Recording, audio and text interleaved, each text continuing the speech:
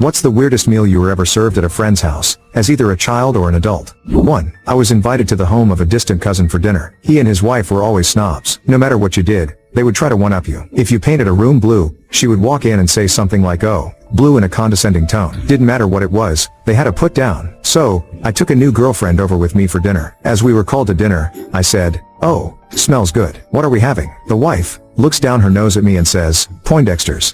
We are of course having Poindexter's, as if there was nothing else in world as good. So my girlfriend had gone to the bathroom and hadn't heard this. She returned and sat at the table and said, "Oh, Poindexter's. Yummy. They used to feed us these at summer camp," which was basically saying that Poindexter's were cheap so a camp could feed 500 kids with them. My cousin's wife was appalled and said, "Oh, these are East Coast Poindexter's," as if the ones from the East were better. My girlfriend replied, "Oh, I know. We used to catch them in Newfoundland and sell them to the dog food factory." 2. I used to have a friend who thought I was overweight. She was super skinny and an exercise nut. Personally, she looked awful to me,